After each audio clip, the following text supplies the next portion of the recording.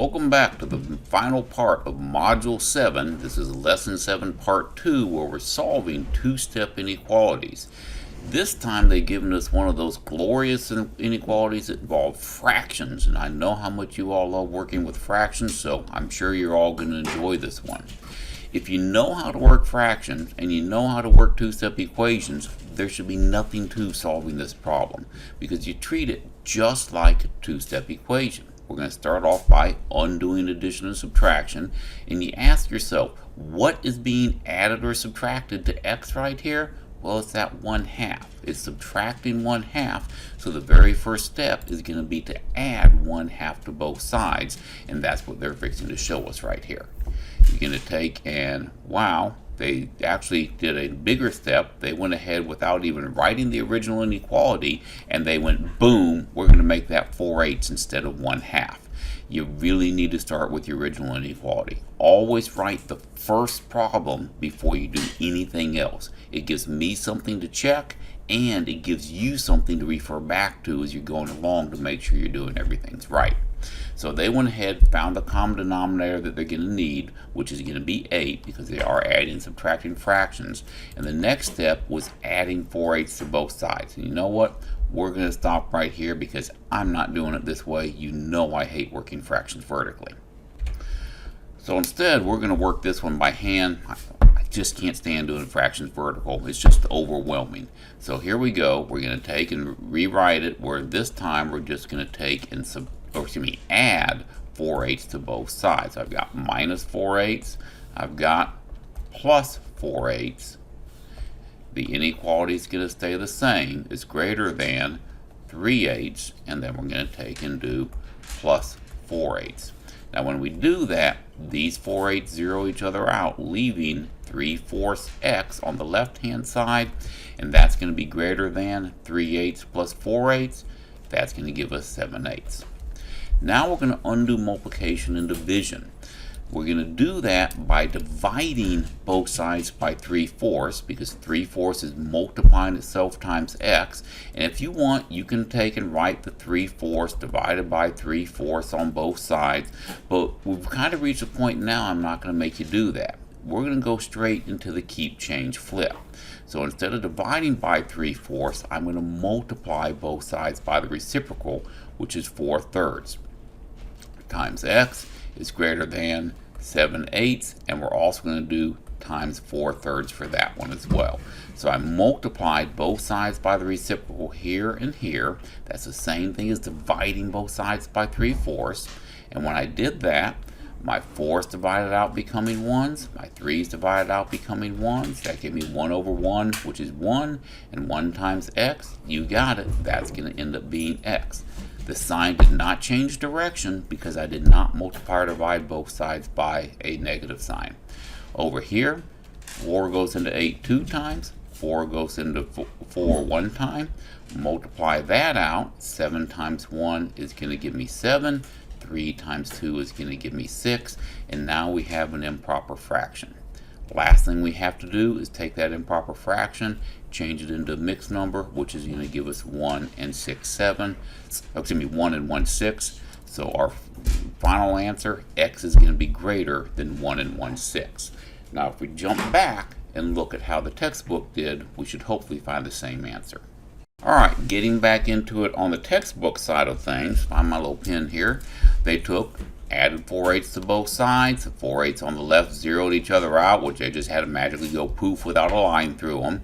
And then the 3/8 plus 4/8 got 7/8, just like I did. Next, they did the same thing of multiplying both sides by the reciprocal.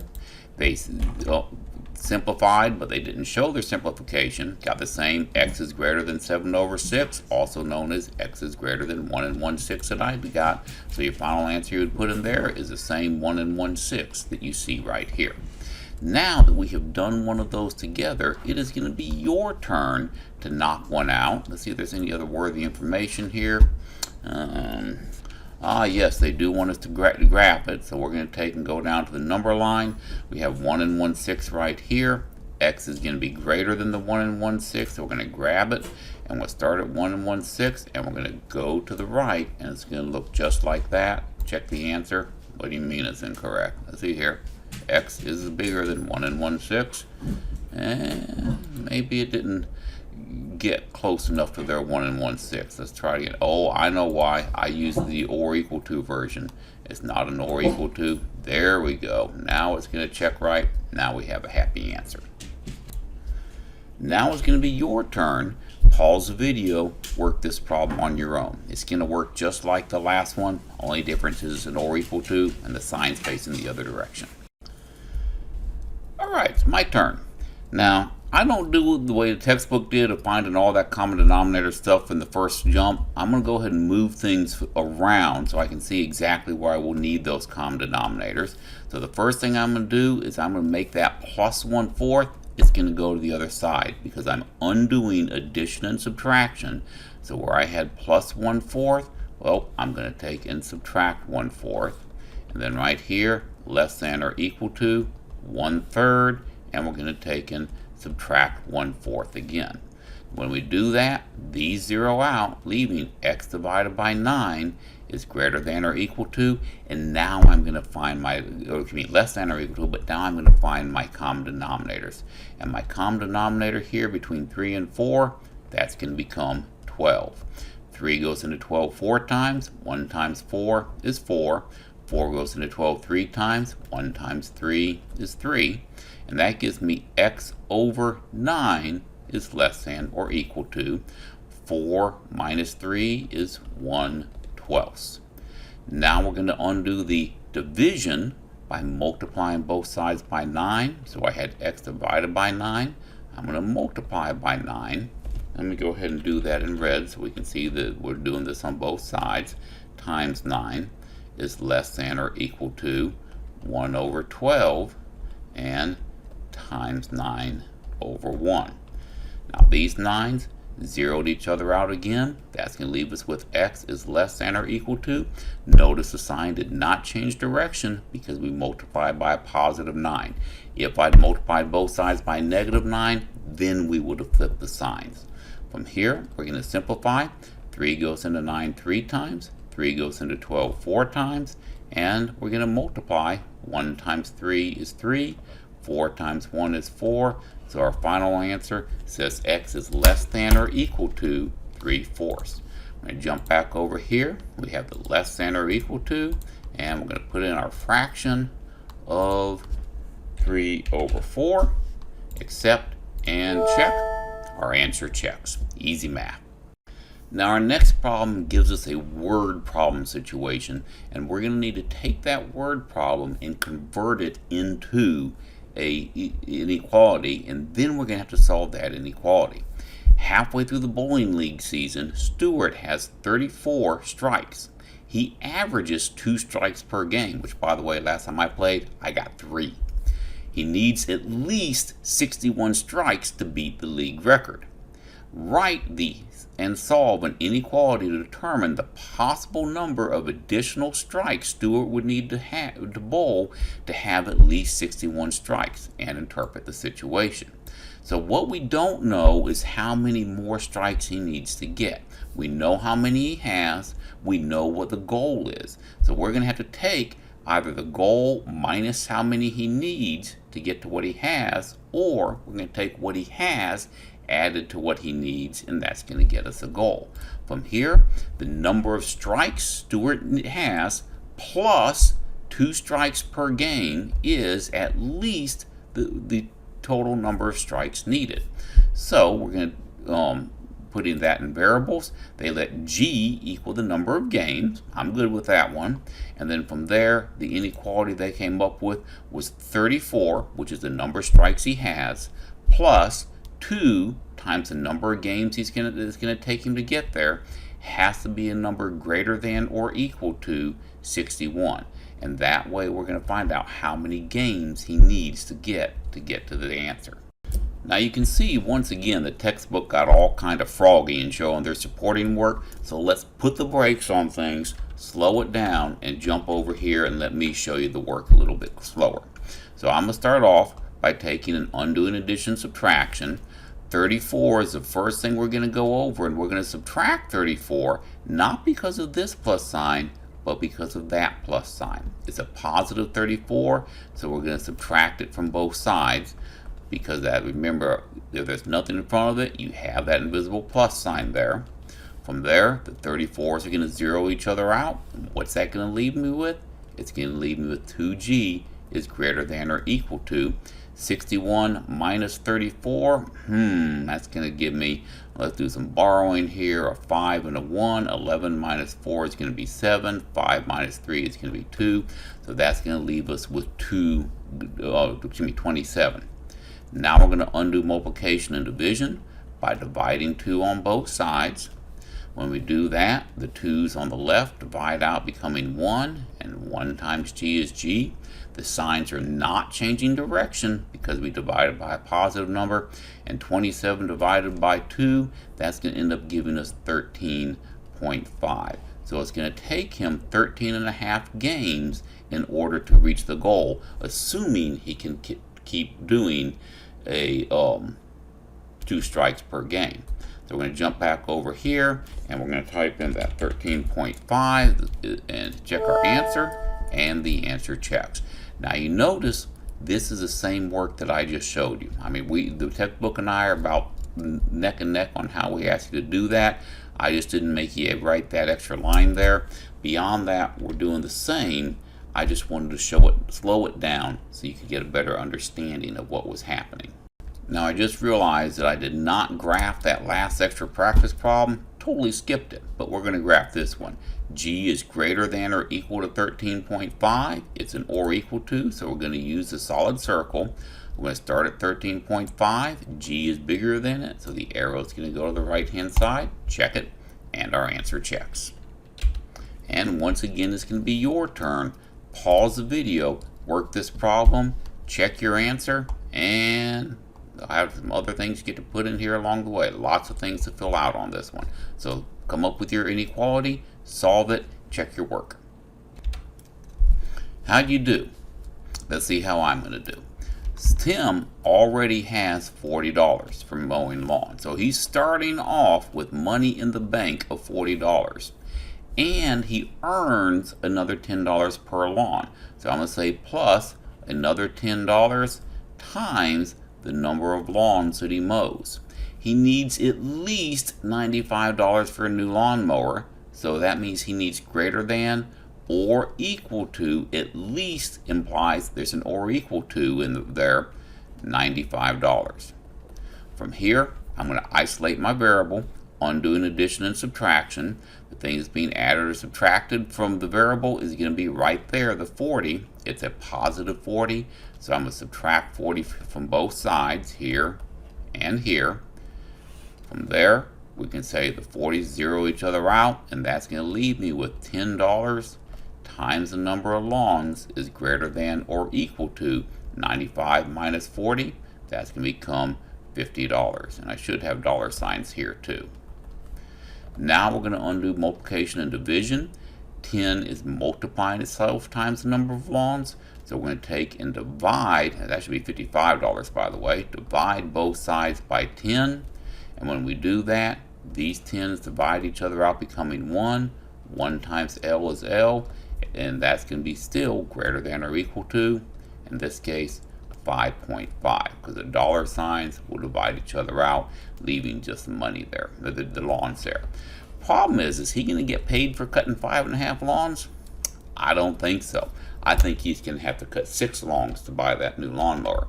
Going back here, the inequality I used showed that the $40 plus the $10 times X, I use an L, was greater than or equal to 95. We'll check that one.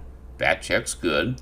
Next, we're going to say that the solving the inequality, he would need to have greater than or equal to 5.5 lawns. We're going to check that. And then interpreting the solution, that means that he will have to mow at least how many lawns? Yeah, they're not going to pay him for half a lawn, guys. You got to cut the whole yard if you want to get paid for it. And that ends up being the end of that problem. Almost there. 2 problems to go. Example 5 and extra example 5. Meredith is given $50 monthly allowance to buy lunch at school. any remaining money that she can spend on entertainment, any remaining money can be spent on entertainment. Meredith would like to have at least $12 left over at the end of the month to go to the movies with her friends. It costs her $2.50 per lunch that she buys at the school. So she gets $50, and from that $50, she's going to be subtracting the $2.50 times the number of lunches right here. And when she's all said and done, she wants to have at least, that means greater than or equal to, $12 left. So, in working this one out, first thing we need to do is come up with our inequality. Let's see how they said to do it. In words, they said the monthly allowance minus the cost of the lunch is at least the amount remaining. That's exactly what I said to you. The variable they chose, they said let X equal the amount for lunches. I would have used L. And then from there, the inequality, that's going to be the $50 minus the $2.50 times the number of lunches is greater than or equal to 12. Just like I said I would have done it. Now we're going to plug it in and actually solve it, and we'll go ahead and just knock it out how they did. Let's zoom in a little so y'all can see this. The 50s, they had the original inequality. They subtracted 50 on both sides. These 50s zeroed out, leaving a negative, because that negative sign belongs to the 250. A negative 250x is greater than or equal to a negative 38. Right here, your signs were different, so they found the difference, which was 38, and the sign in front of the larger number went in front of the answer. Now, we're going to undo multiplication and division. This was times 250, and so we're going to undo it by dividing 250 on both sides. But look right here. What's happened to that inequality? It's changing directions because we divided both sides by a negative. Anytime you multiply or divide both sides by a negative, you end up having to flip that sign. And when the division was all said and done, x was less than or equal to 15.2. Now we need to graph that problem right there. X is less than or equal to 15.2. So we're going to be at the 15.2, which is right there. Let's zoom out a little bit again. We're going to take in is an or equal to, so we have a solid circle, and x is smaller than that, so our arrow is going to go to the left, and it's going to look like that, and that's what we're going to graph. But think about what the question's actually representing. What does x represent? X represents the number of lunches that she can buy and still have the $12 remaining. Can she buy 0.2 lunches? No. They're not letting her just buy a bag of chips on the lunch line in the cafeteria. She has to buy a whole lunch or no lunch at all. So from there, she actually can only buy no more than 15 lunches in order to get to where she can still have the money left for the movies. And with that, we are back to a problem for you guys now where you're going to have to come up with an inequality. They give you 4 of them to choose from. Solve the inequality and then interpret your solution. Go ahead and pause the video and work on this right now. Violet received a $25 gift card to a hot chocolate shop. I didn't even know there were hot chocolate shops. But that tells us where she's actually starting. She's starting at $25. Let's see if I can get my pen to work. Here we go. So she's starting at $25. Whoops, let me clear that up a little bit. Right there. That's how much money she's starting with. So I'm going to take my 25, write it in here. Her favorite drink costs $3.20 per cup. So that's going to be $3.20 per cup. So I'll put C for the cup. And then she wants to have at least means greater than or equal to $5 left to buy a new card. So she's taking her $25, she's subtracting the $3.20 per cup from it, and we want to find out how many cups of hot cocoa can she drink and still have the money to buy the new mug that she wants. Well, we're going to start off by undoing addition and subtraction. This is what's being added or subtracting. The 320, it's multiplying itself times C.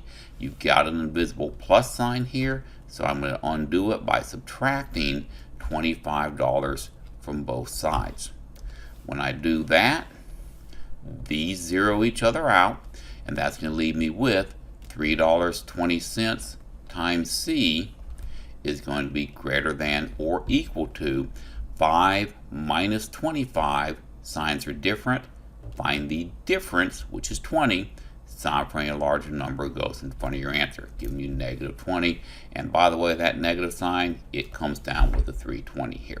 Now I know this video is getting a little long, but we're almost done. The next thing we have to do is we have to undo multiplication and division by dividing a negative $3.20 on both sides. Negative 3.2. The 320s divide out, becoming 1. These negatives divide out, and these negatives divide out. But very important, that sign is going to change directions. It's changing because I divided both sides by a negative number. C's all by its we woulda won't some, and now all we have to do is solve the problem. And since we're 20 minutes into the video, let's go ahead and take and use a calculator. 20 divided by 3.20, and that's going to give us 6.25. So, and of course the dollar signs are divided out too, so she has to have less than 6.25 cups of coffee. Now, can she get 6.25 cups of coffee? I don't think so, and that's going to go back into our answers. First off, we had set up our original equation as 25 minus 320. I use C, they got X is greater than or equal to 5. Right there, A is going to be our correct inequality. When we solved it, we found that she had to have less than 6.25 cups of coffee, or cocoa. So how many cups of cocoa can she have? She can have no more than 6 cups of cocoa for her final answer. That is showing your work. That is what I must see. If I see anything less, you will have done it just for fun. Now we're probably about 22 minutes in on the video, so I will hush. You get started on your homework. Let me know if you have any questions in class tomorrow.